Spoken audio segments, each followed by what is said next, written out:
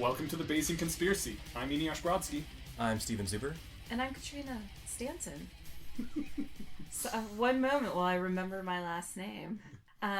Today, this episode is about choosing the kind of family structure that you want. Yeah. I was going to call it Should You Breed, but that sounds much more... We might be focusing a little bit more on childbirth and should you do it or should I do it? But I think we should refer to it also just in general terms as well.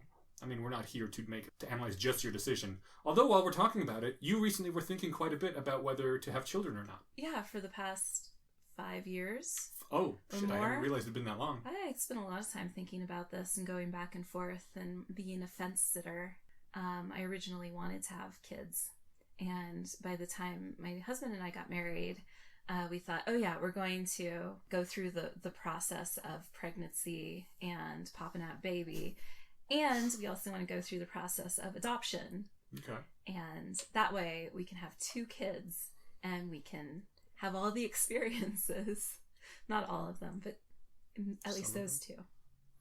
So when you originally wanted to have a kid, why did you want to have the kid back then? I just always thought that I wanted to raise a child and have that kind of family structure with kids involved. And I've had a privileged upbringing. I have cool parents. I think I'm pretty cool. we think you're pretty cool too. I think I'm a pretty nurturing person. I always thought I'd raise a kid. And then some things happened. I dated a few people who were definitely vehemently child-free. I had a friend who had a kid who I did not like the situation that she was in, to the point that I was worried that it would happen to me too. There's a lot of discussions, and so for a while I was thinking that I probably wasn't going to. And then that changed again in the last few years. Okay. So, yeah, and I'm here, of course, with Eneasz and Steven, who are both child-free and intend to stay that way. Yes. Originally, I could go either way. I was like, yeah, sure, I could have kids. As I've gone on and thought about it more, I've realized I do not want kids, and I do not think I would be the kind of person that could.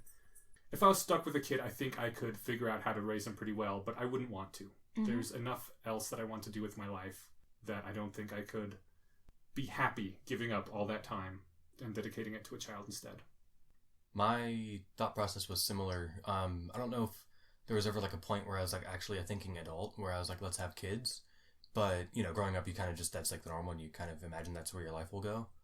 Somewhere down the line, I don't know, I think I might be an okay parent. I think it's not so much that I'm worried that I would be distracted from doing other things that I would like. It's that I know that what I would want to do would be completely rewired upon becoming a parent. And that, like, something I'd find nothing more fulfilling than pushing my child on a swing, as opposed to, like, doing something that if I wasn't a parent, I'd find more fulfilling, right? I don't know why you would. Well, I guess that's part of the reason that I didn't want to in the first place, because I watched my friend, she always wanted children, badly. She got pregnant, she had a baby, and then everything changed. She used to be super adventurous and go out and travel around the world all the time. She used to paint. She was very highly creative. And I would come over and ask her what she'd been up to, and she'd been, mostly staring at my baby.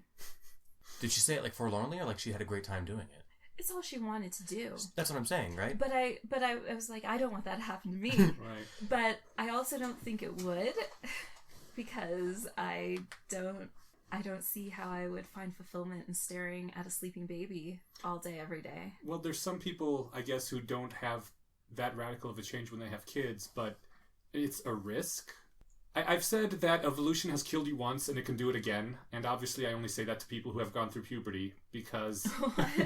Well, because... I get it. Yeah, I cannot relate to... I can sort of relate to my prepubescent self, but I know that my prepubescent self would not relate to me at all.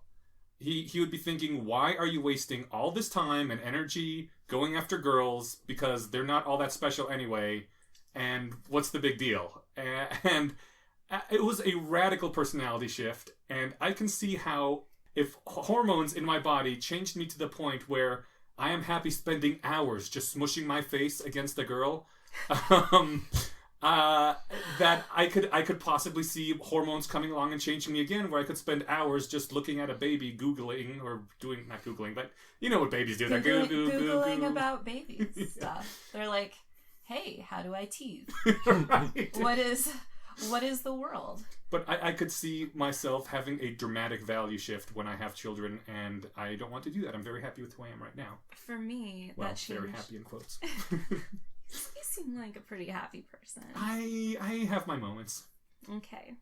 For me, that change has already kind of happened. So part of me kind of realizing that I do want to go back to original plan at the time of marriage and have a kid again is because I really want one.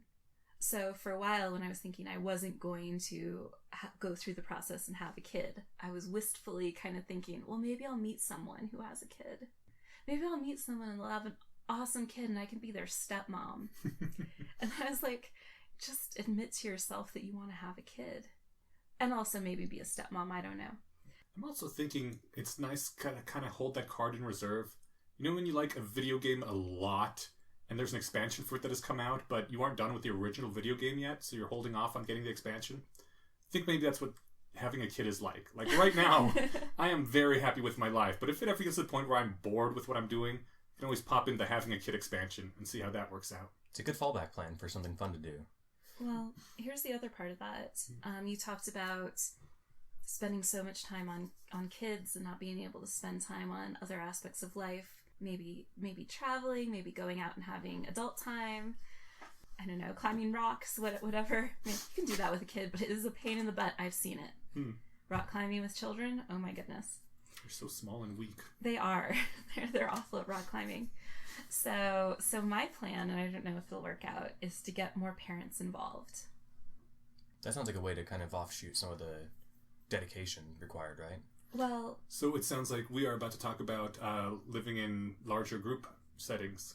Before we do that, do we want to talk about the pros and cons of actually having children? Yeah, sure.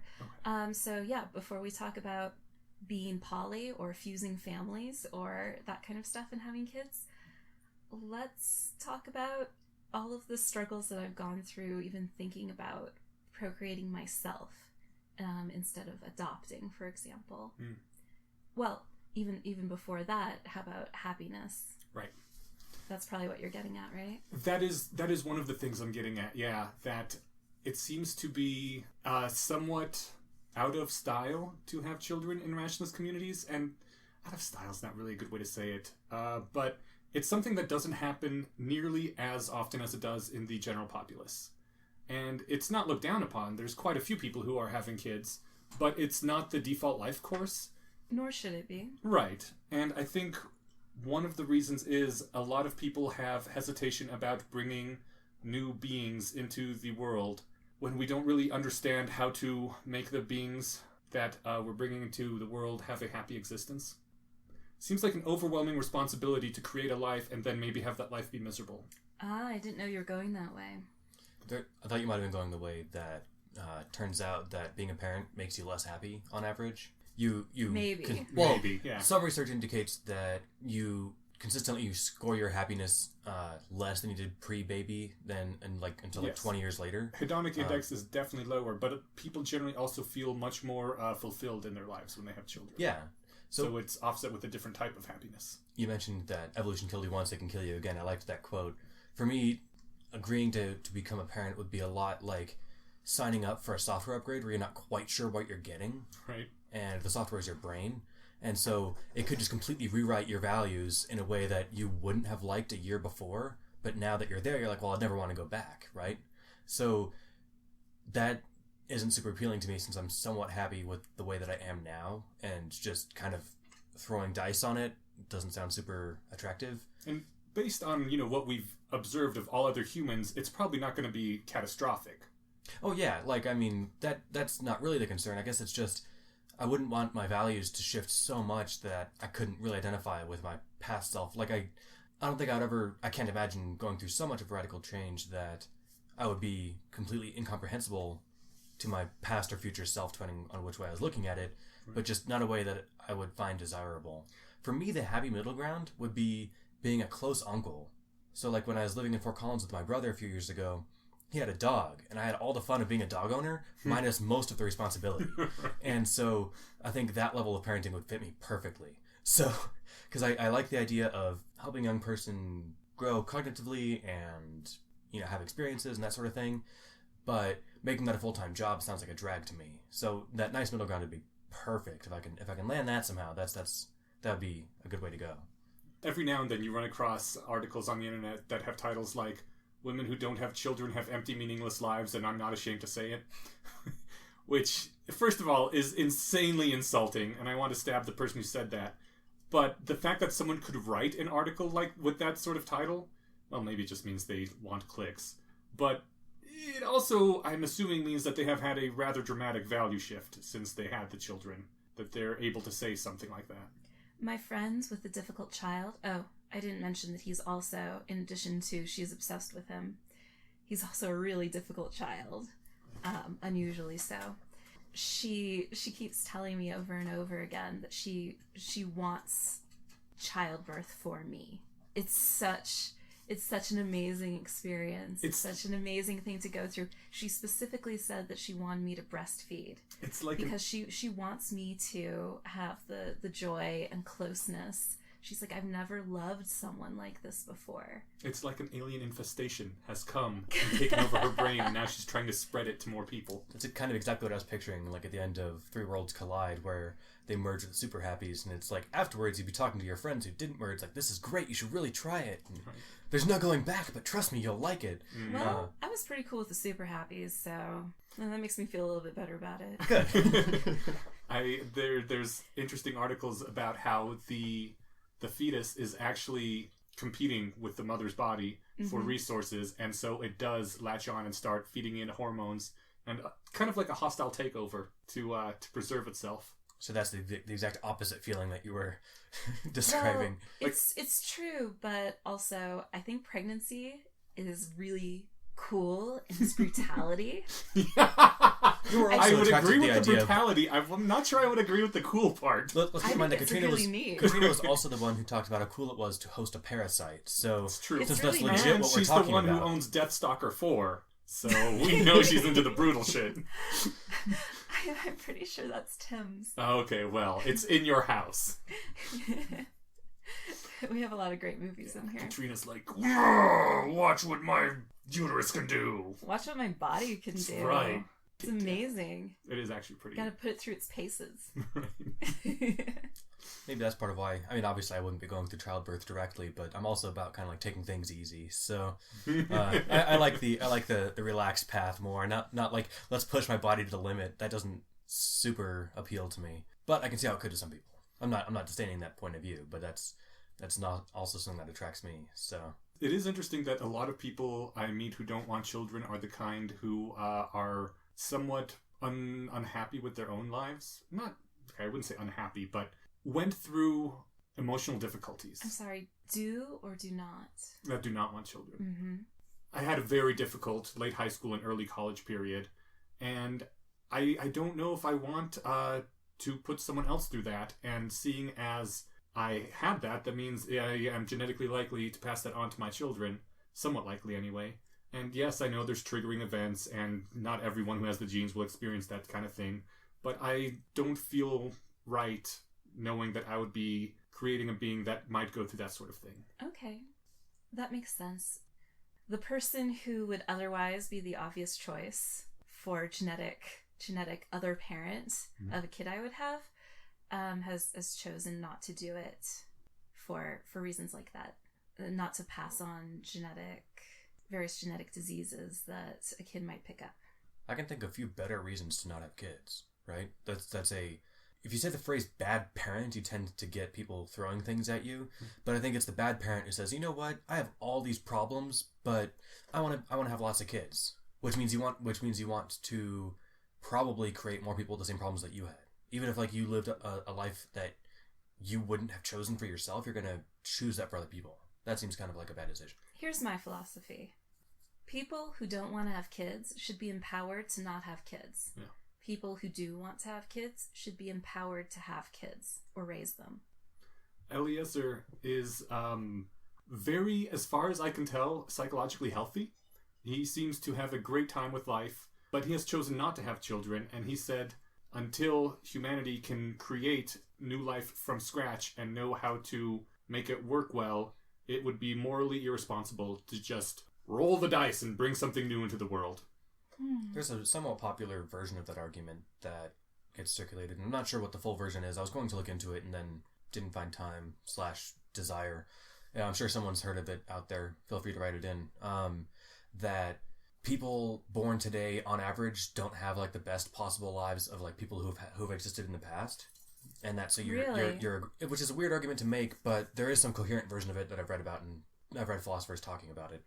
Can you find links and put them in the show description? Can you tell me Awesome. why? Because at the outset, I'm thinking that we probably have better lives than our ancestors in many different ways. I think so too, and I think the example that I read of was something like Cleopatra versus like the average kid today or something. Didn't she kill herself with snakes? How do you kill yourself with snakes? She did. She took snakes and she's like, bite me, and then they did, and then she died. Maybe it wasn't Cleopatra. Maybe it was like some general pharaoh. I feel like Egypt was involved. In any case, I will find a better version of it and post it. But the idea that by some measure you're producing people that maybe like Eliezer was saying that it's not that they're not as happy as possible, because that seems like a fuzzy goal, and a high bar, but who might have lives that are less inclined towards as much well-being as is usually attainable or something.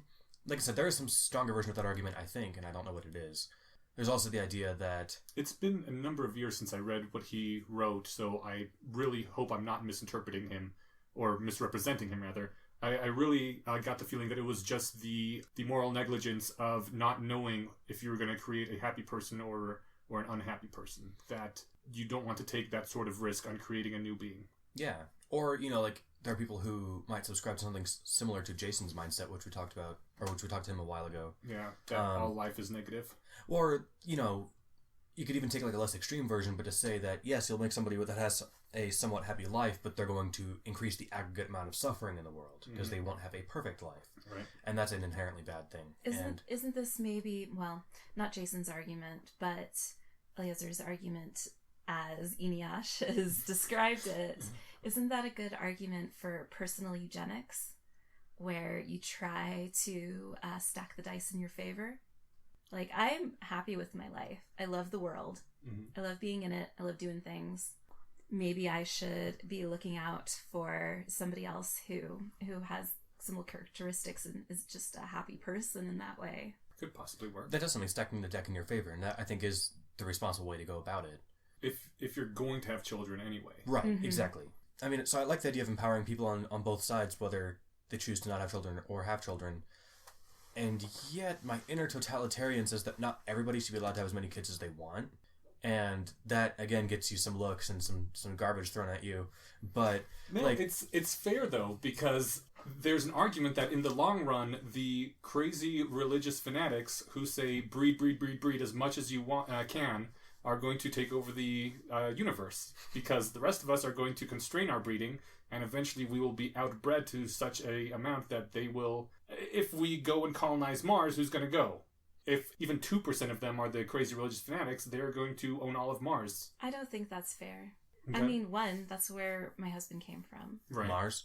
Crazy religious fanatics family. I know. That's that was just where I funny. came from too, actually, although they were not into the breeding as much. Yeah, and I'm really happy that he exists. Yeah. And I'm happy that you exist. Oh, thank you.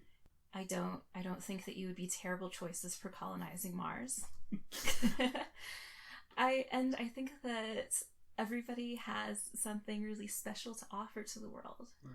The counter argument is that those sorts of religions tend to have a low retention rate, that they may spawn a lot of people, but not all of them stay in the religion.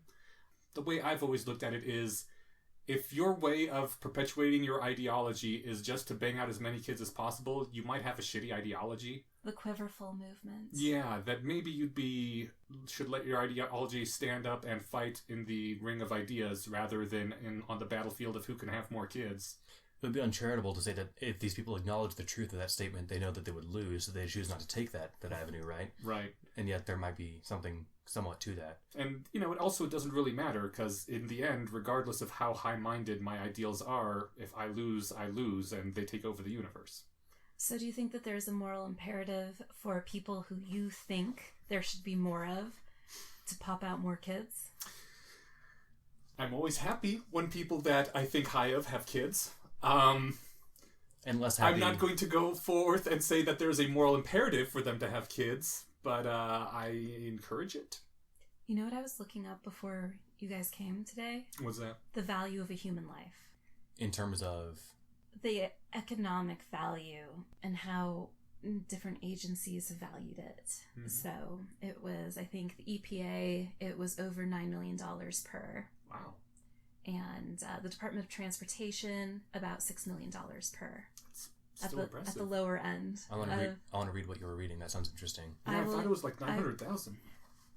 No. That was about maybe a decade ago. Huh. They were trying to figure out how people valued their own lives and came to around $1 million based on the decisions that people make, the risk that people will take. But there's all sorts of other things to consider, right? It sounds like not all lives cost equal, though. No, they don't. There's a range. And that kind of makes a lot of sense. And there can be lives that have negative costs. For example, people who go around murdering other people. Mm. That's $9 million every time. If you rack up enough of those, you're really in the red. Let me qualify my statement in that some people are worth more than others. If me and the President of the United States are in a burning building together, one of us should be valued more to someone who can only run it and save one. The person who the country depends upon, who's whatever, maybe not even the president, somebody more important. You're right. Presidents are known murderers. If me and Elon Musk were trapped in a building, you should probably save Elon Musk. He'll probably do a more net positive impact on the world than I will. Well, and he's literally economically worth more. That too. He just simply has more money in the bank. But is he the co-host of a podcast? I think not. That's right. And we don't want to just put it down to who has more money in their bank account either, because that'd be weird calculus. But I think that probably enters into it, because how much money can they spend? Right. Like, what's the net worth? Plus, how many years of productivity do they have? Right. Plus, how much good do they do for other people?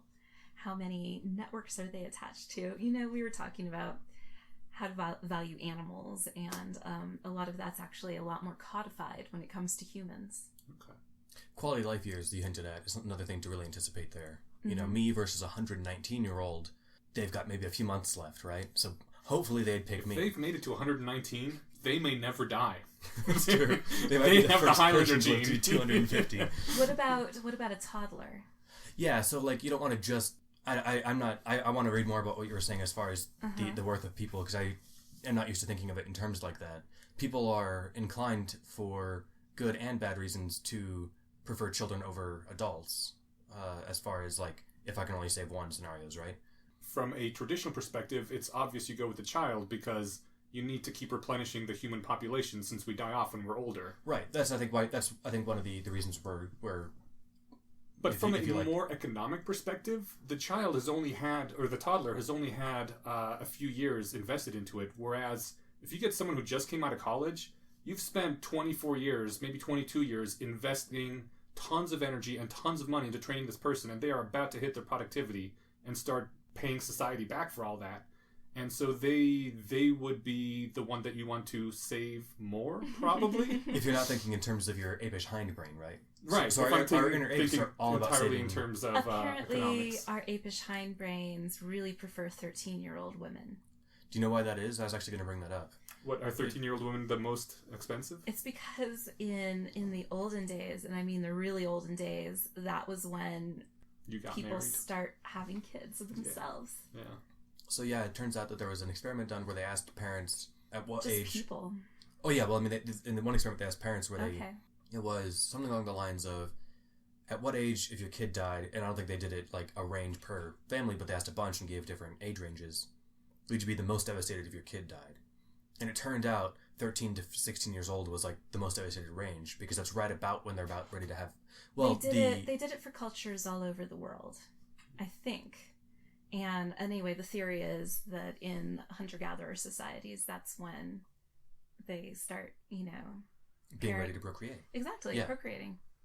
So that's when you become most valuable, is when you're at your peak reproductive years as a young teen. Yeah. Only tangentially related, but it sparked in my head. Remember in the Bible that verse that any woman who's menstruating has to go off into her own hut for 7 days and cannot be touched by men because she's unclean? There's something in some... You guys don't remember that? I do. In Okay. fact, it's one of the... There's a fun thing about it, and you can't, sit where they've sat. In some versions, I'm not sure if it's Christianity or not, you can't be in their shadow. I know that's one I had not heard. That's popular in northern India. Okay. There's even a huger disdain for menstruation because it's all big and scary or something. I mean, it's not. I'm not trying to. No, I am somewhat belittling it. I That's remember, a stupid thing to believe. I remember. We should get back on topic, but I remember reading that in the more traditional societies, that probably wouldn't have happened to a woman maybe more than 4 or 5 times in her life. What?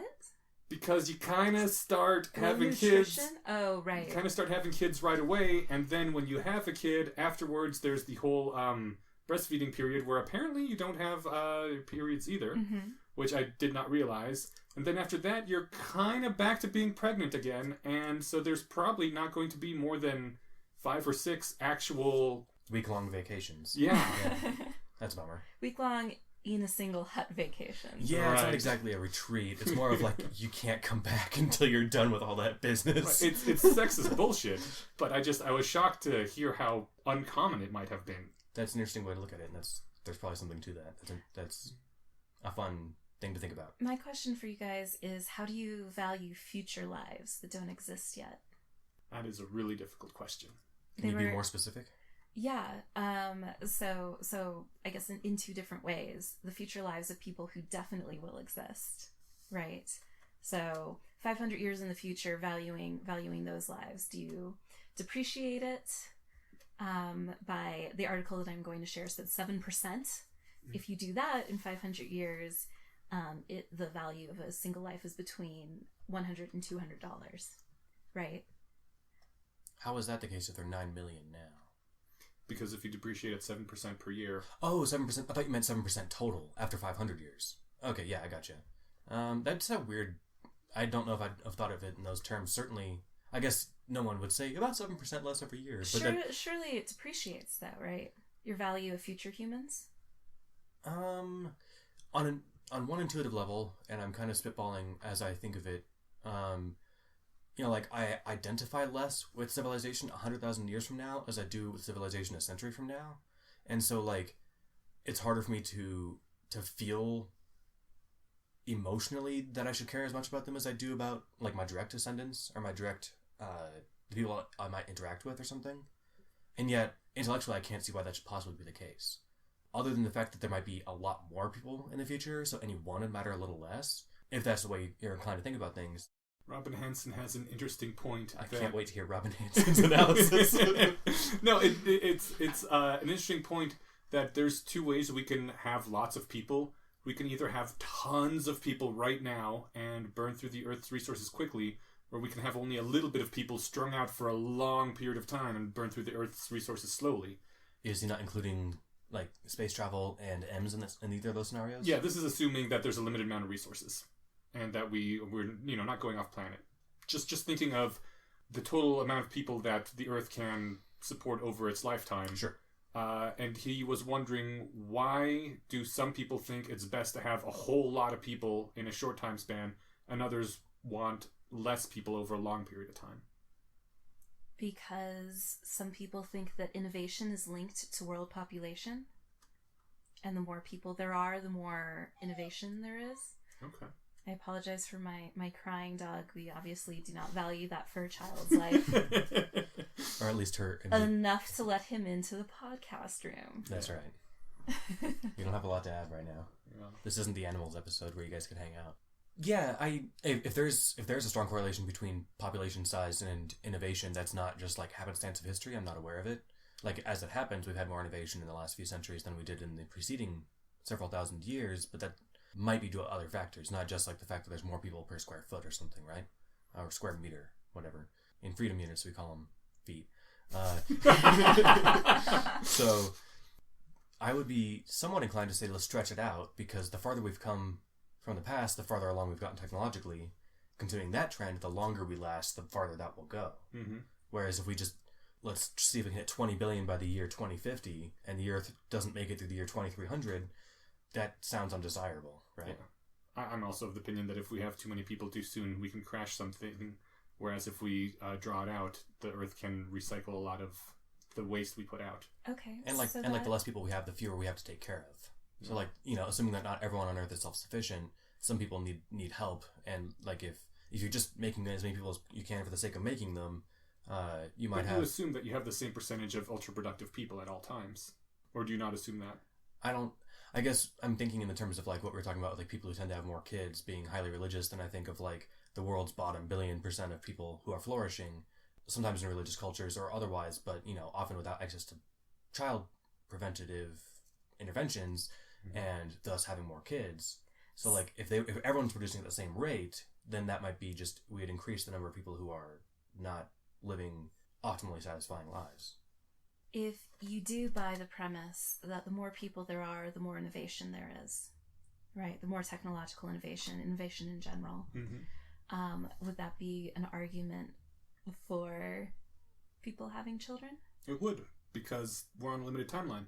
We only have so many thousands of years until an asteroid hits Earth or somebody creates an AI or something. And if we can get more innovation to solve those problems faster, we can avoid those problems. Yeah, I would be in a similar boat, except I'd use that to directly challenge the premise that we're staying on Earth for the whole time, right?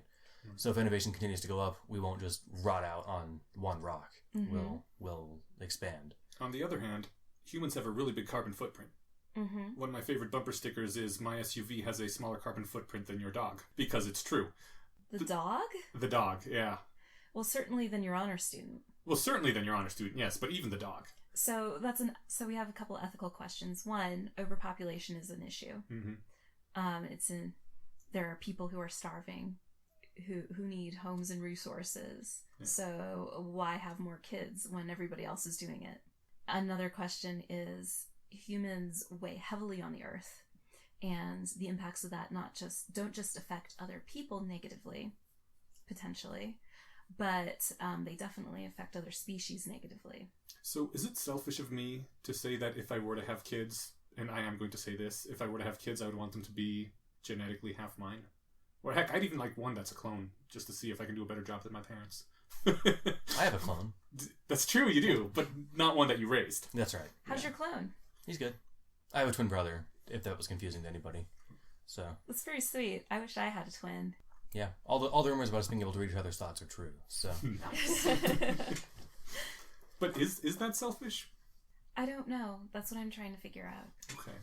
What's his name's first law, which I don't even know is an actual law, but that all traits are at least partially heritable. Mm-hmm. And I would like to see, when you asked if I am happy, that's not the term you used. You used whether it should be morally required for people who are awesome to have children.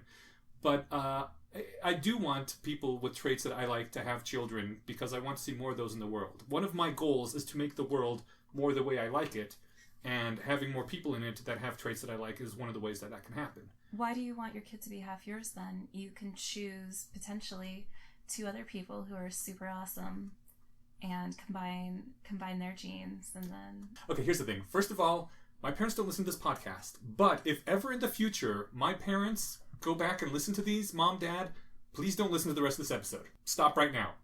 Okay, good, we're clear. So, Mr. and Mrs. Brodsky, since you're still with us, there's no way that turned you off. Seriously, no, they should stop listening right now. Like, give me a call or something, and we can talk about this instead of his hearing it on the episode. But one of the reasons I don't want to have kids is because I see the amount of time and effort my parents put into me, and the payoff that they got, which is basically shit. What do you mean shit payoff? I have abandoned their religion. I don't see them very often. I don't feel like I have very much in common with them.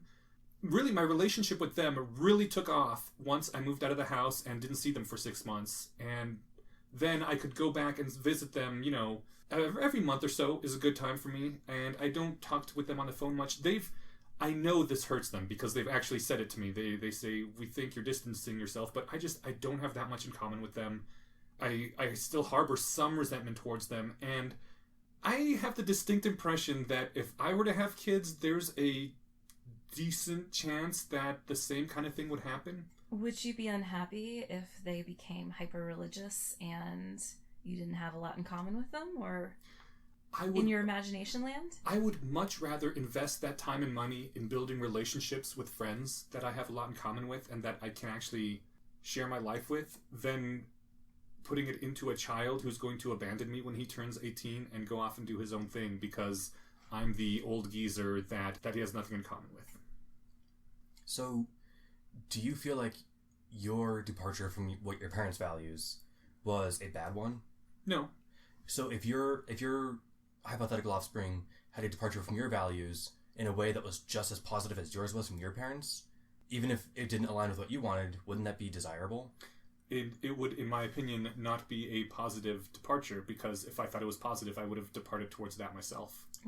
See, I've had this weird sense, like even as a kid, I would like identify with my future self in a way that like I'd be like, well, I don't think future Steven will ever think that I'm a complete idiot because he'll understand that I tried. And so, I mean, that only tangentially relates in the sense that, you know, in the sense that a child is a continuation of yourself in some way, like if it was genetic.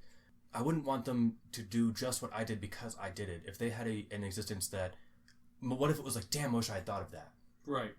But I feel like I have so much more in common with people that I share intellectual space with, that I share memes with, rather than my parents and my siblings that I share genes with. I think that's okay. I think, so from my perspective, if I have a kid and they are diametrically opposed to me on all sorts of different things, as long as they are happy and having a good life and a good presence in other people's lives, then that's a win.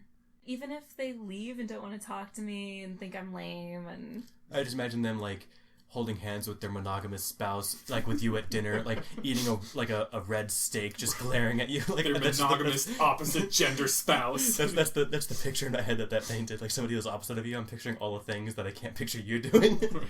And I am already pretty fine with those people. Right, and so I think that part of it is, as long as they didn't go down in ways that like made their lives bad or the lives around them bad. If they're a sociopath, then that's kind of a risk you have to take, but it's also not super likely. Yeah. It's not as likely as the other, as them not being sociopaths. Yeah, something like a 1 in 100 chance of having a psychopath. So, and there's probably some factors that increase or decrease that. So, but how much better off would my parents have been if all that time and energy they put into me, they had put into cultivating friendships with other Have you ever people asked them how they felt? No. Because my parents said that Maybe I should. even though both me and my brother, we definitely in different ways turned out not what they expected or necessarily wanted, or not what they approved of, but Dad said at no point did he wish ever that we were different people than who we were. Well, I'm going over tomorrow for one of my monthly dinners. Yeah. I'll ask him then. I mean, I hope that they'll say that they're happy that you're you.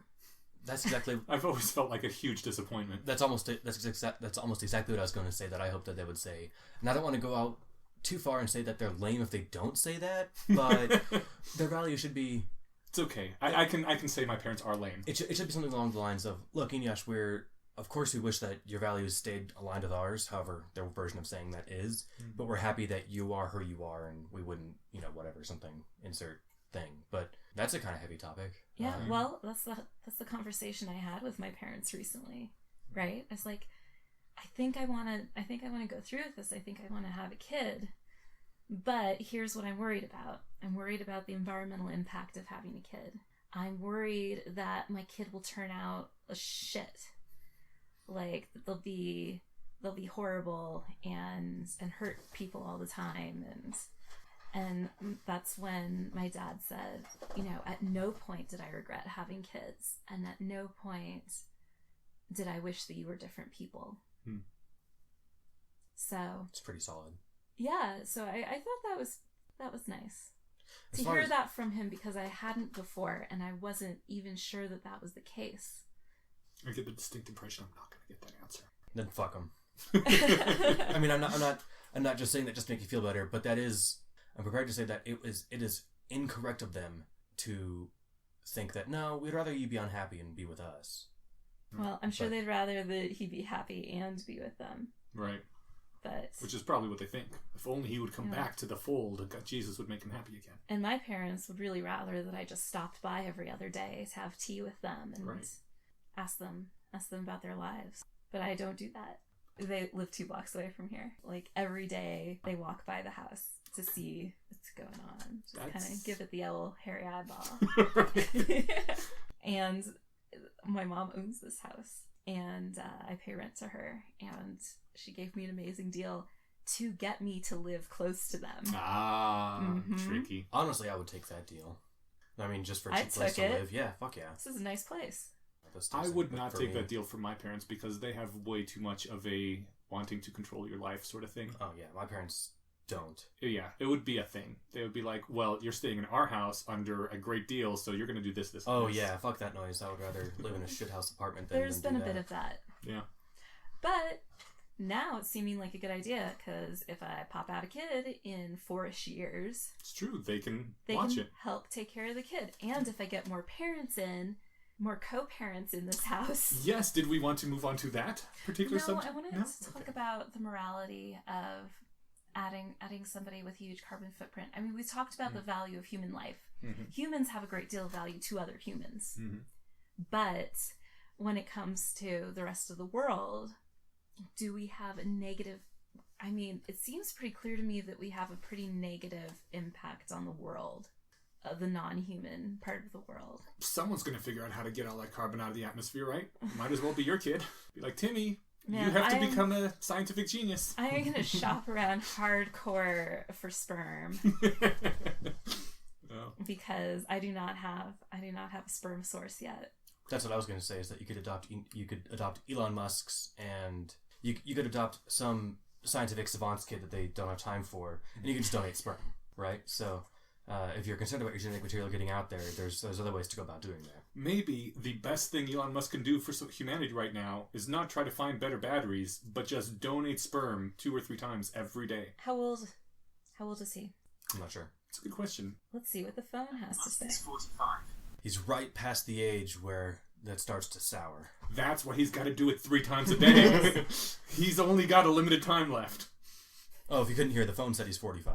Yeah, the phone said he's 45, and on our subreddit we had a little discussion about how sperm quality goes down markedly after the age of 40. What if they only wanted to do it the old-fashioned way? Is it worth having Elon's kid if that was the only way to get it? Yes. You'd have to meet the guy first. I'd have to meet him. I would have his kid.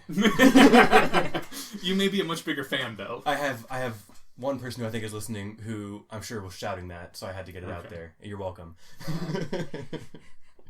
As far as the impact that people have, I mean, it's weird. Like, I'm more on Katrina's side of the fence as far as, like, considering the rest of the world, and yet that's not an externality that I'm particularly concerned with, and I might be a failure of intuition there, but especially, I think part of me predicates most of my thinking on this in terms that, like, humanity isn't going to spend the next 1,000 years on Earth. Like, I mean, we'll probably have people hanging out here, but probably a lot less than we'll have elsewhere. I was going to backtrack quickly because we were talking about the impact on Earth, and if I spend time making sure that people who want contraception and family planning are able to access that, and I can help prevent unwanted pregnancies, does that mean that I can morally slip a pregnancy of my own in there? I'm going to say yes because I like you, but that seems kind of like the opposite of the murder offsets, where if I save 3 people's lives, I'm allowed to kill 1. Well, I was just thinking about, vegan arguments, right? Where if it's difficult, if you really, really want to be eating meat, then it makes sense to get other people not. Right? So to donate money towards a vegan advocacy group, an effective vegan advocacy group, and that can really help farmed animals more than just you not eating meat. Yeah. I think that's a completely legit offset. And it's in keeping with my philosophy that people who don't want to have kids shouldn't have to have kids. Yes. So you can help people who don't maybe have the resources or desire to raise kids. I don't think you have to necessarily And feel guilty offset. about having kids at all. How can I offset? Also, although consider if your goal was to help as many people have access to child preventative interventions as possible, imagine how much more successful you could be at that if you didn't spend a bunch of time being a parent. Mm-hmm. So yeah, that's the other issue is all that money and all that time that you spend being a parent. Wouldn't it be great if you donated it to the Against Malaria fund? Yeah, things get slippery when you go that way. It's tough to think about. They do, because there are so many things that you're totally wasting your time doing when you could be making more money to give to the Against Malaria fund. And why are you out having fun when you could be... So There's a level at which that breaks down, right? Or like maybe where it doesn't. Like, so at least as far as I haven't read any of Peter Singer's stuff that he's written in like the last several years, but for the most part he kind of just bites the bullet and he's like, yeah, unless you're living at the level of the people that you're helping, you can give more. I contrast that with like Will McCaskill of the Center for Effective Altruism is kind of like, you know, as long as you're doing something, you're doing better than almost everybody else. So by all means, go forth and have some fun. And what if you are an altruistic person, you have altruist kids who have altruist kids. Mm-hmm. And then they can spend so much more of their time also helping with human causes. Wait, are we for or against propagating memes through reproduction? Right, I was about to say, Peter Singer, I don't know how many kids he has. Well, how much but of it... assuming that even if he had 10 kids, he has done much more to help altruism through his mimetic contribution than his genetic contribution. Yes, but genetically, we were talking about different contributions. So genes seem to be up to 0.8 in extreme cases, or we don't know, between 0.5, 0.8. I mean, how many kids of somebody's personality? Assuming first of all that Jesus was a real person that existed, how many kids did Jesus have? Who knows? We're going to go with 0 because we're already assuming that he existed. So let's give him some liberties here. And yet his ideology has had more impact to the world than his genes ever could have. Yeah. And I read somewhere that 1/3 of the men in China are descended from Genghis Khan, which at that point I'm like, you don't call him Genghis? Not ever since listening to the Hardcore History podcast where Dan Carlin corrected me. Oh shit, I bet Dan Carlin's got it right and I've been saying it wrong my whole life. Well, most people have. All of us have. Yeah. I think he sired more than 1/3 of people. Well, not more than 1/3 of people. I thought he was... Maybe that was the number, but it was some ridiculously large percentage of people. Are now descended from him, yeah. But at that point, his contribution doesn't really matter anymore, right? It's so washed out with everything else that's happened in the intervening centuries that what difference does it make how many kids he had? Mm-hmm. The political system, the political change that he brought made a much bigger impact. So I don't think having kids is really any sort of way to change the world at all. Having kids is like a personal decision, in my opinion, and if you want to change the world, you go for memes. Yeah. Okay. And I think there's also something to consider that there's a great chance that none of the three of us will be of the scale of Genghis Khan or Elon Musk or Peter Singer or Jesus, right? Mm-hmm. So since we won't be world-changing figures that people will be talking about in 5,000 years, probably...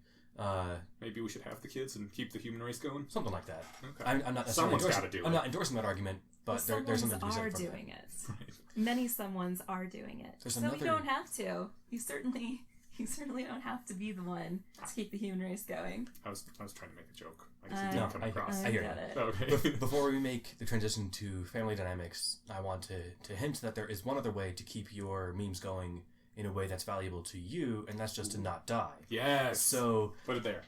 that is the goal. Maybe that's popular among child-free people. So I don't plan on having kids, but I also don't plan on my beliefs and memes dying out with me because I'd like not to die. The best way to influence the far future is to be around to influence it. I like that. Good luck, Stephen. Thank you. I've got contingency plans I don't in get place. good luck. Good luck, Enya. Thank you. I think she was more confident that you were going to make it. I don't know. She's like, Ines, you don't need luck. You got this covered. You got this. So, that's a topic for another day, but that is something that I imagine someone bringing up and that crossed my mind as well. So, just wanted to put that out there that will be talked about eventually. So what other reasons do you have for having kids? Because I want one. That's a very good reason. I want to do it. Oh. I like I think that's the a idea reason of to do raising anything. kids. I like the idea of having children and going through that process. And I don't know, it's really hard to say because a lot of it's a biological imperative with Right. me, where I'm just like, I walk around and every day I see people with children and I get a craving for having a kid. And that's a weird thing to be going through. And I get sad. Oh, like, no. I have broken into tears when I thought that I wouldn't be able to have a kid. Oh. And I still might not be able to. What? Because, well, there's so many obstacles to get through before I can do that. I mean, I guess there's some, but statistically, the chances are good. I don't know. Well, so things that I have to be able to do, I have to find a dad. Statistically, the chances are good. I have to find a dad who... Unless you're really picky, which it sounds like you might be. I am. I'm very picky. And the people who I have to pick from... She's like, all I know are you fuckers. Why don't you guys stop being so shitty? Well, so I think... And sire my offspring already. And be worthy of siring her offspring already. So newsflash, although Inyash already knows this, one of Inyash's partners, she and her husband, is that right? Moved in with a partner and their other partner. So they merged families with children. Yeah. And as soon as I saw that, I was like, now I know someone who's done it. Awesome. I know it can be done. I want to have, but I want to have more co-parents. So people who are absolutely permanently dedicated to whatever kids are involved. I think that is a really toxic failure mode of modern nuclear families, that it's just the parents in a house on their own in the suburbs, whereas it used to be an entire tribe was there to help you raise your children. Parents would go off and do whatever parenting they had to do, and the old people would stay back, or however they worked things out. There was much more of a community and a social net to help with children, and now it's just the two parents, and maybe if they can rope in a grandparent, or if they hire a nanny or something. Yeah, that sounds like a whole other... We're much more isolated now. Right, and nannies are not forever. Yeah. Nannies are going to leave at some point. Right. Which is because you can't pay them to just hang out in your home with your children forever. But you can delegate some of like the responsibilities to like not make it so that you have to do everything, or that you and your one partner have to do everything, as in like some dynamics, right? And that sounds like a recipe for disaster as well. So there are, potential grandparents living 2 blocks away, as I mentioned. Yeah. I think ideally, and I've talked about this with my spouse, ideally I could find somebody who I could be in a romantic relationship with, like a serious long-term committed relationship with, who would live with us if they have another partner, that person too. But of course, we would all have to get along, which is one level. Yes. Yeah. We would all have to kind of want this kind of relationship thing. I would have to, in this situation, have a romantic relationship with one of those people.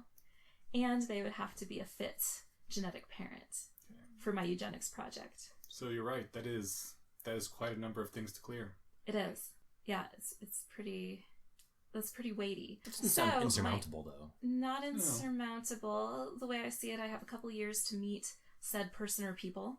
And certainly not a weekend project, though. Get to know them, and then a couple more years to kind of make sure that situation works before adding a kid to it. Unless they already have a kid. Then you're set. Then we're good to go. Yeah, so there's that.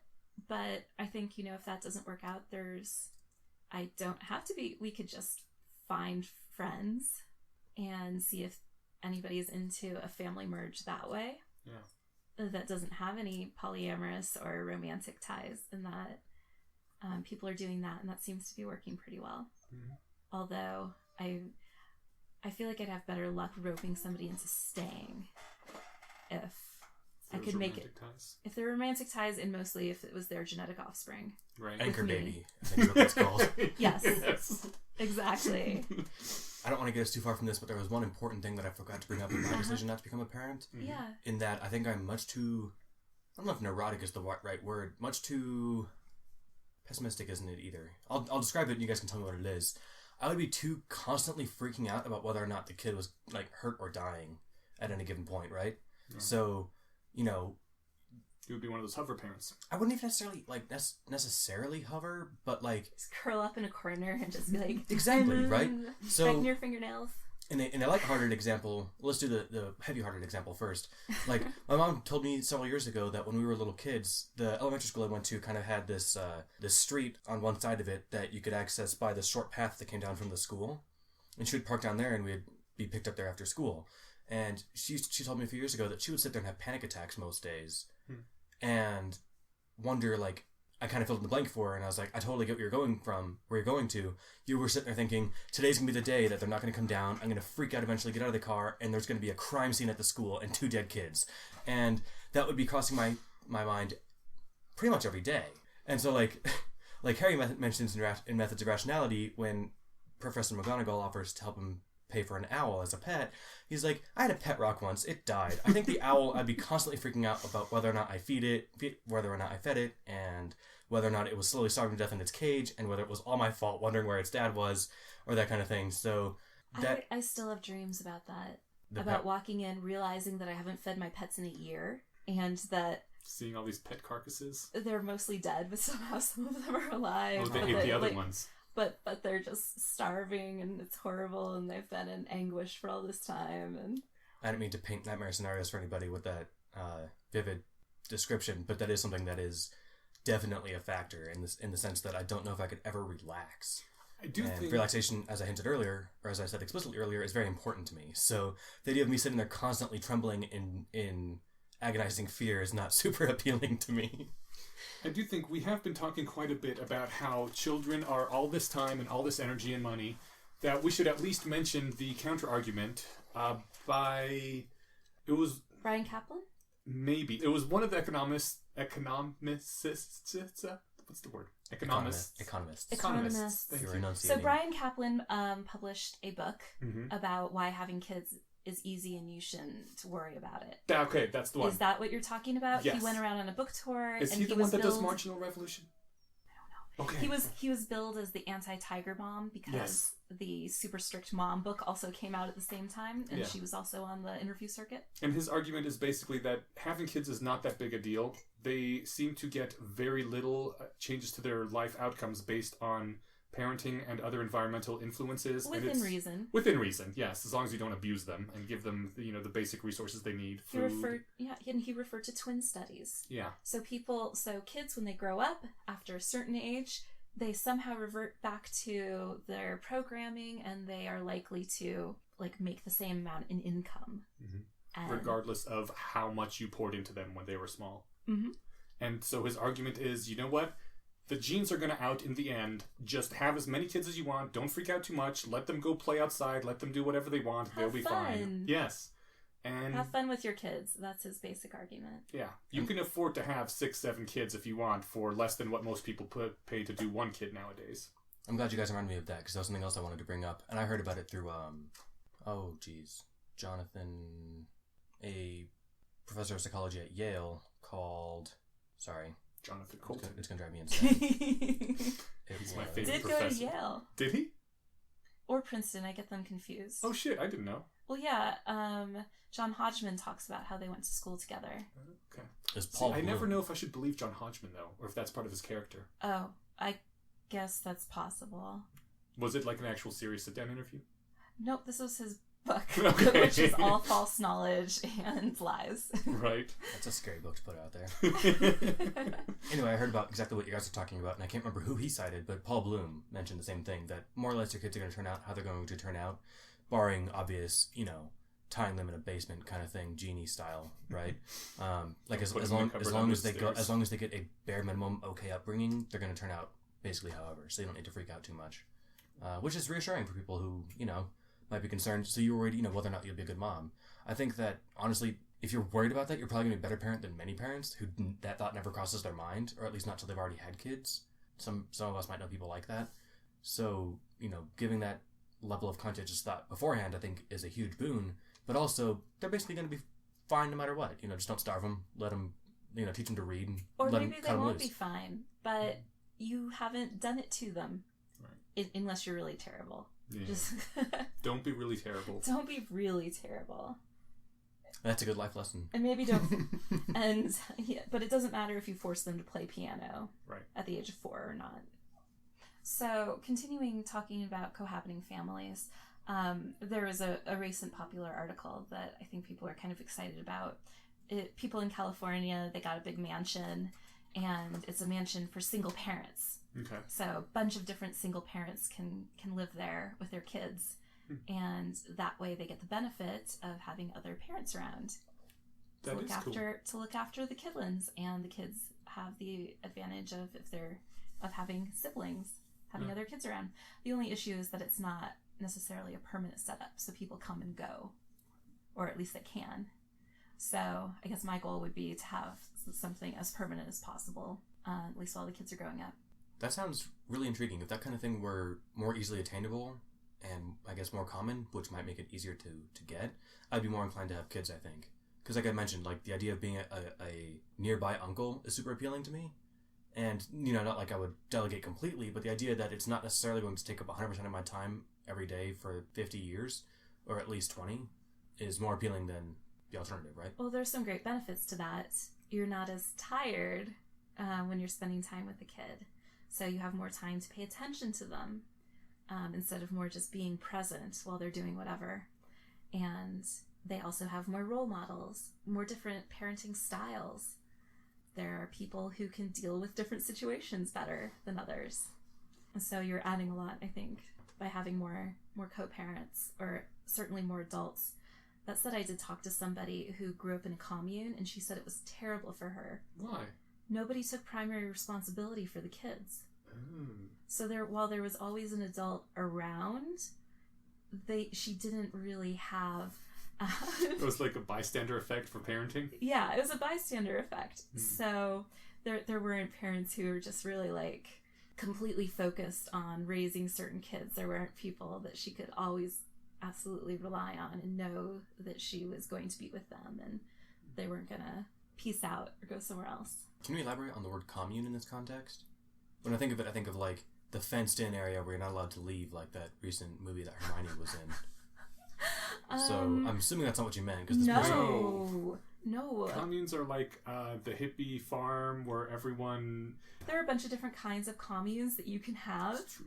But I'm assuming she was at a hippie commune. Well, I mean, I've definitely known... I had a friend growing up who was in a commune. And it was...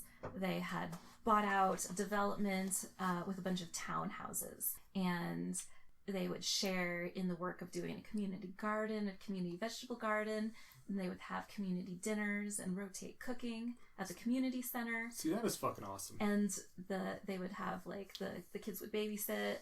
If I were to ever live in a non-by-myself situation, I would want to do something like that, where I'm in a large group, like a commune sort of thing. But that would be I think that would be my ideal. I would love to try it at any rate, because I really idealize that, and just seems like that's a more healthy way to live. But I don't know, I haven't actually tried it, so I can't say for sure. Her setup, the friend I'm talking about when I was a child, but they were definitely in separate families. It wasn't that they were all one blended family and the adults took turns looking after the kids, but no one really took responsibility. There were definitely... her parents were her parents, right, and responsible for taking care of her. Like the buck stopped there, and discipline and stuff like that. But they also had all of these other benefits of other adults being in the community. That's a separate situation from this other new friend that I have who's saying that her upbringing in a commune was terrible because nobody took primary responsibility for her. I don't know. Some of that sounds attractive. Yeah, that's interesting. I don't know. It's like a group home. I know that there's a number of those around the country. Various rationalist groups have created. Yes, and something like that would be... I wonder if there's another word for it, because group home sounds like kind of like a quarter of the way house, not a halfway house, but the place where, you know, so... But yes, I'm familiar with those as well in the rationalist context, where it's a big house or a set of condos or something where everyone kind of just does their own thing. That sounds somewhat appealing. I don't know. Part of me is too antisocial to appreciate that, maybe, but... There are also setups for single mothers, for poor single mothers, oftentimes, who are pregnant as teens, where they are put into living situations in communities with senior citizens. Huh. And they have kind of a work exchange where when the moms go to work, the seniors can stay with the kids and read to them and teach them in exchange for the moms getting groceries for the seniors or driving them to and from doctor's appointments and That sounds pretty cool, kind of actually. helping each other out. Yeah. That does sound cool, except for the fact about leaving your baby with somebody you barely know. But assuming like you get a chance to meet them and hang out with them before, it's like, all right, well, watch my kid. I'll be back in 8 hours. I hope you guys are both still here when I get back. Again, see that was the first thing that came to my mind. That's why I can't be a parent. So I didn't even mean for people are going to steal my kids. I didn't even mean for it to go there. But my first thinking is like, there's I would come back and something terrible would have happened. This would be like the one psycho in a movie, and so whatever. Yeah, I am not a parent partly because of that reason. All right. Well, I hope that everybody's not judging me too horribly for thinking that I want to have a kid in 4 years. I don't think anyone's judging you. I think that there's a lot of hurdles, so I don't know if it'll happen or not. But definitely something that I'm leaning towards. No one should be judging for that. You're a very responsible and articulate person. So oh man, certain ex-boyfriends have. Well, I mean, there's reason they're ex-boyfriends, right? So we don't have to name names other than the fact that if they didn't think that way and they thought the opposite way, they might not be exes. So screw those guys. That's my. I'm with you. All right, there we go. All right, I'm not alone in being a dick to strangers. So, strangers are the best people to be dicks to. Right. All right. Hey, let's do some listener feedback. It's the feedback time. I'll go first really quick. Okay. We got an email from Westward101 who had lots of ticked separate paragraphs, so we'll just cherry pick a couple of those. One of them said, "See Zoob, may I call you Zoob?" First of all, interjecting off text. No? We don't know each other that well for nicknames, and you didn't give me a real name, so I can't give you a shorthand nickname. Westy. In any case. Wow. No, I'd prefer not, but I won't stop you. So, you said that you liked the burning building discussion, dropping down the rabbit hole into the value of a painting versus a baby.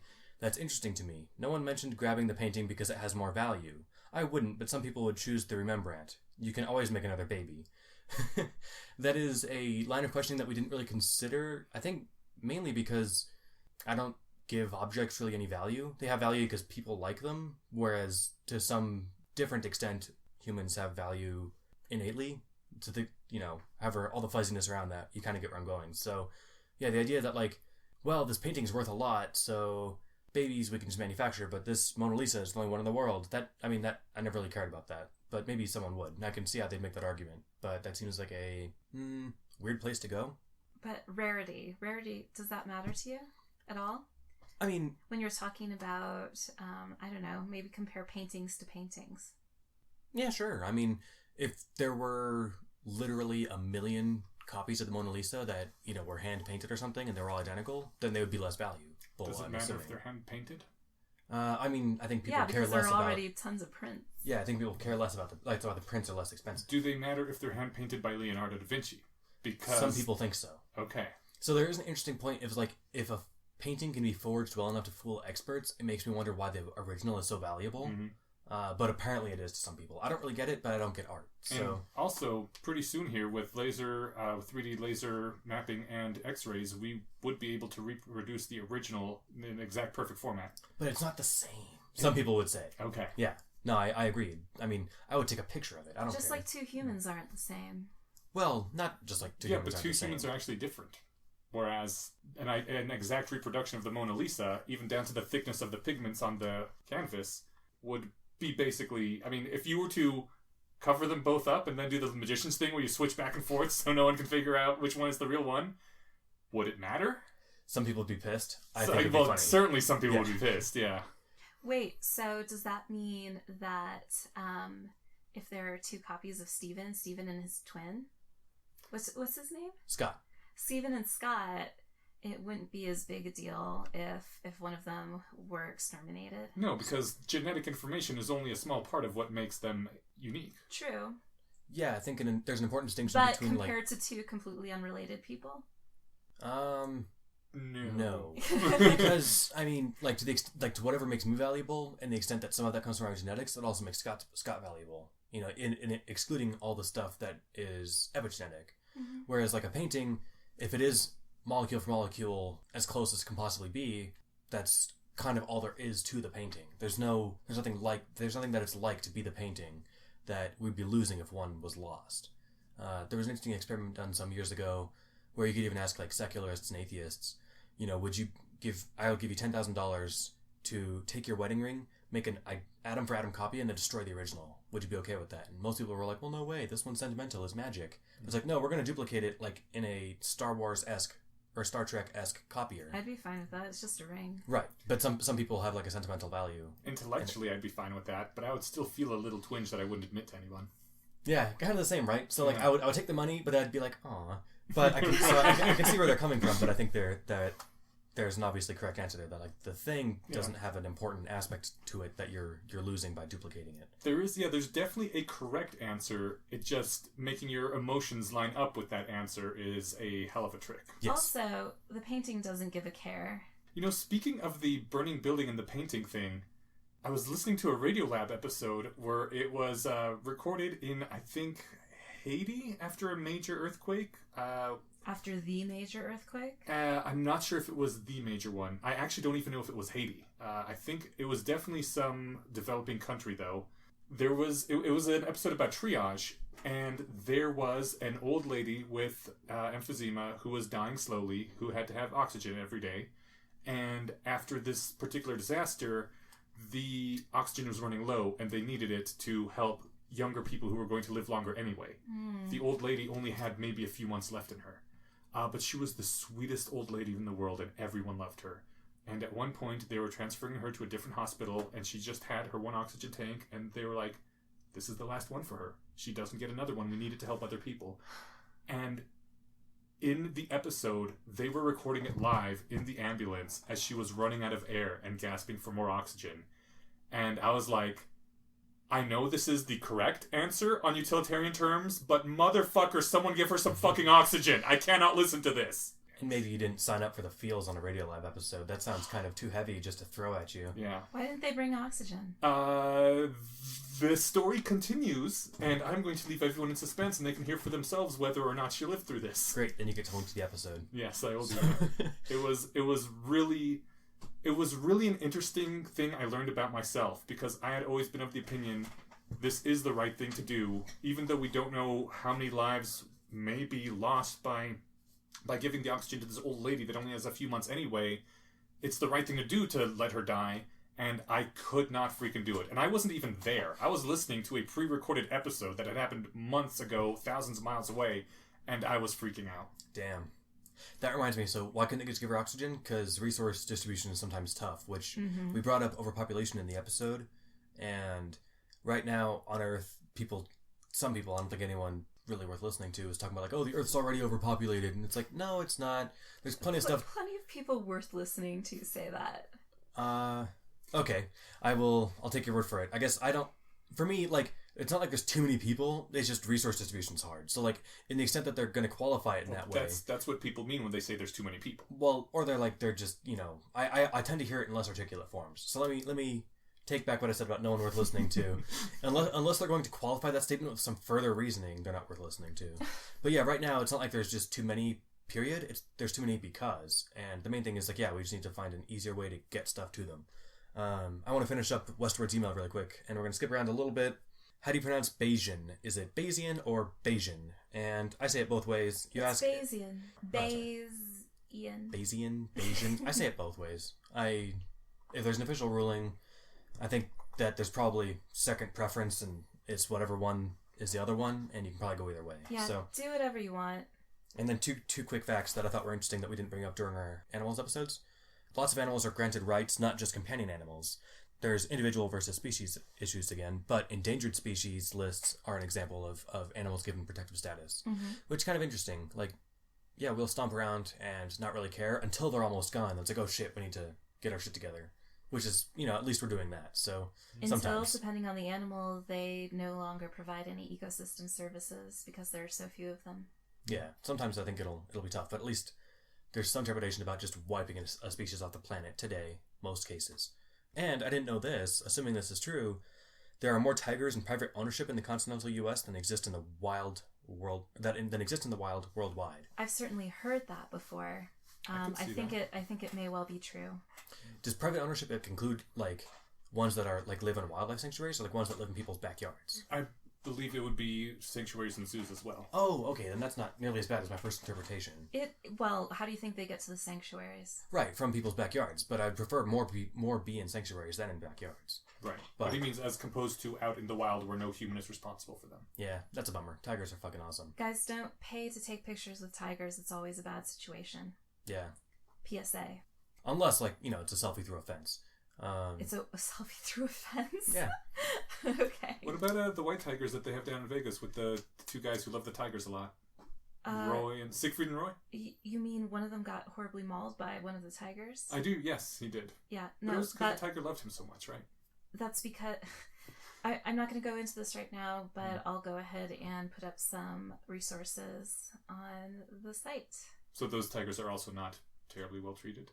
Well, one of the issues with performing animals in circus type situations, kind of like that, are not well treated because it's really hard to treat a tiger well in captivity like that.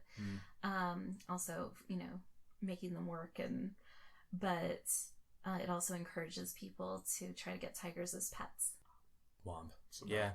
As much fun as it would be to have a giant cat as a pet, they're just not for it yet. Growth mindset. We can make them later. Yeah. We almost have the technology. All right, you're up. So continuing from what we said earlier about having a hard time making emotions line up with what we have decided is the right decision, or what we hope is the right decision based on analysis anyway, Mr. Oliva says that when he's confronted with information about this is on our Politics is the Mind Killer episode, he tries Political Pitfalls is the name of the episode. Oh, I'm sorry. Political Pitfalls, yes. That we should know this. We should. We were the ones that recorded it. That he tries to get his news from unbiased sources to counter the normal bias that he encounters. And he says that he thinks he falls into overcompensation bias and favors candidates more equally than perhaps I should on an emotional level. He says, I'd like to have my emotional reaction to a candidate be the same as my intellectual reaction to them, which would be a fair analysis of the policy's utility to me. And I think that is a good point, and I don't know how to do that, because to really analyze something intellectually, you kind of have to emotionally distance yourself from it, right? I'm not sure if you have to. Like, sometimes I guess it depends. Like we mentioned, sometimes they don't match up. But if you come into something emotionally, you're generally pulling in some sort of bias with you, right?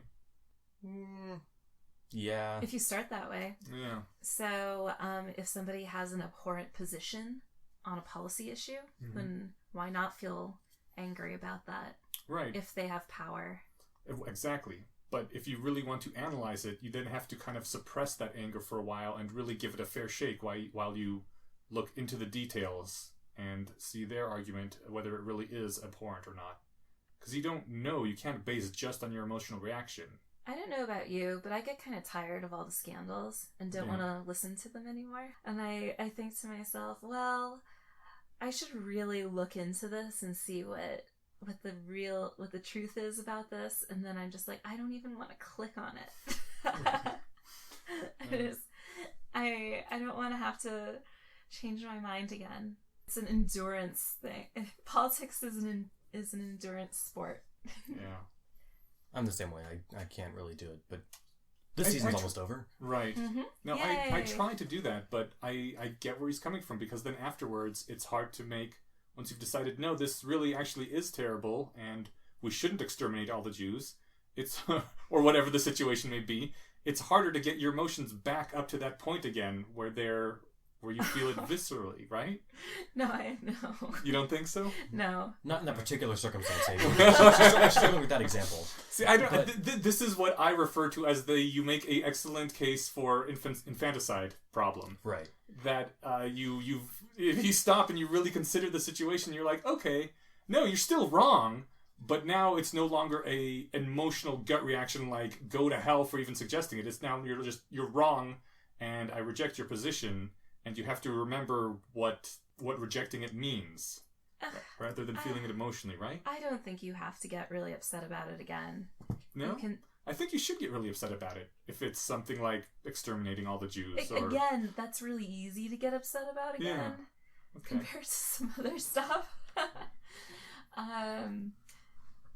Yeah, I happened to watch the third debate with a bunch of super liberal nonprofit leaders, which was cool.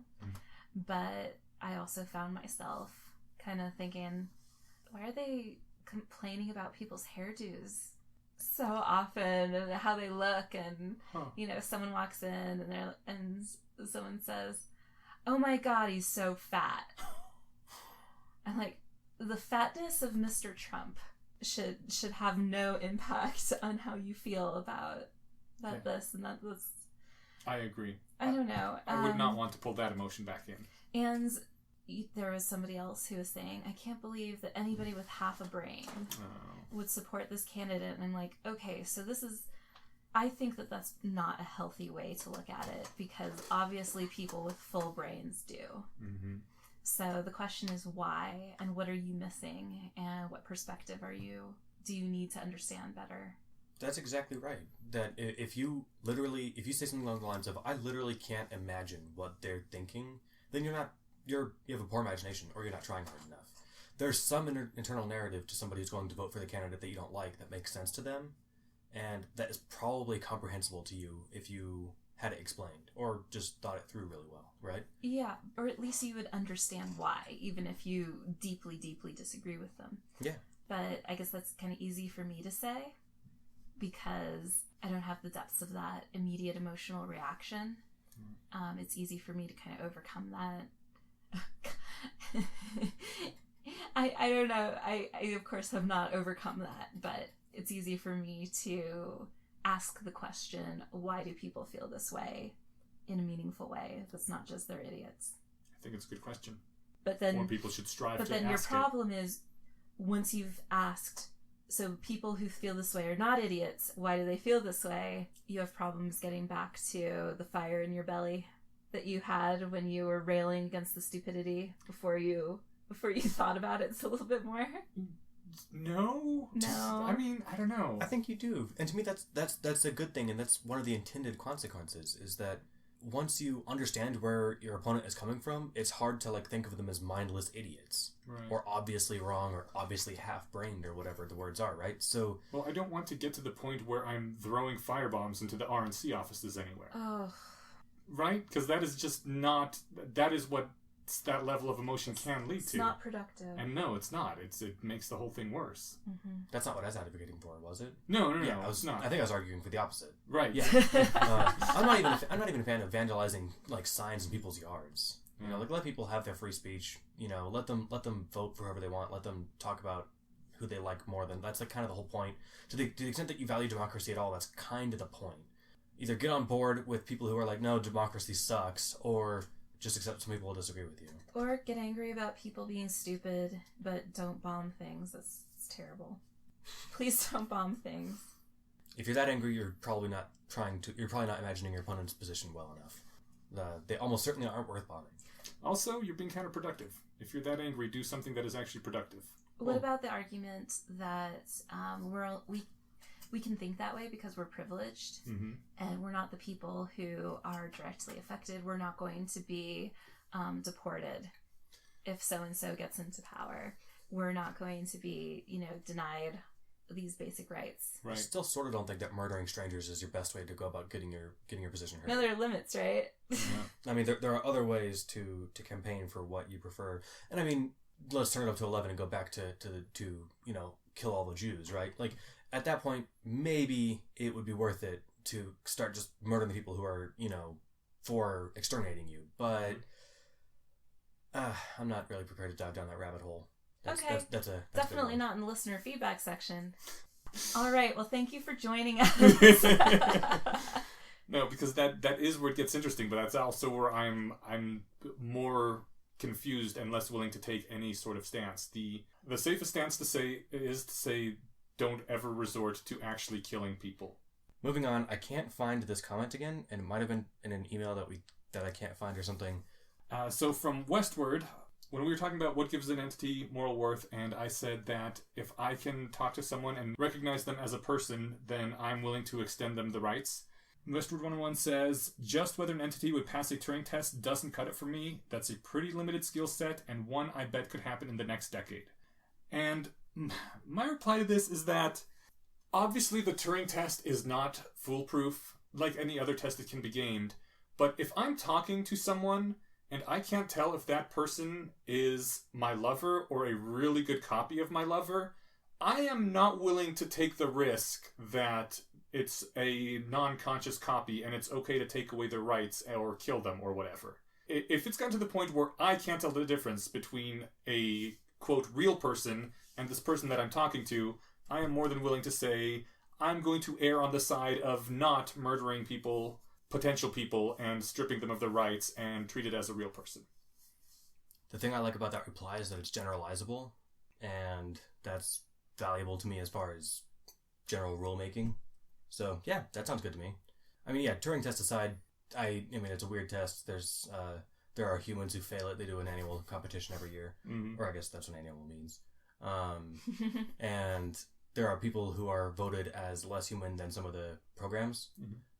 So, I mean, it obviously has a couple quirks to work out. So, I mean, that's why it's not like that's it, that's the test, we know now kind of situation. But it's the first step to thinking, all right, we're going to take this seriously or not. So, and I think we're done. I think we're done. I think we had some discussion on the subreddit and stuff, but a lot of the stuff was addressed there, and we can't go into all of it. But I do like these listener feedback sections. So do keep writing in. We've got the website where you can add a comment. You can email us. It is called thebayesianconspiracy.com. That's right. Email us at bayesianconspiracypodcast@gmail.com.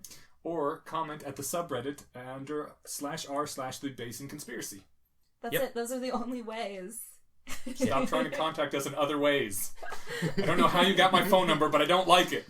Anyway, thanks again for listening, and we'll see you again in a couple weeks. Fuck it. Let's try that one more time. No, it's been in a couple weeks. Yeah, but see them. I hedged on that. I know, I suck. Figure of speech. All right.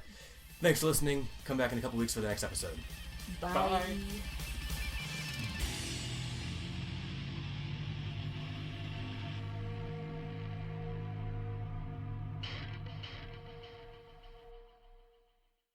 I just found out how to get a vegan pumpkin spice latte.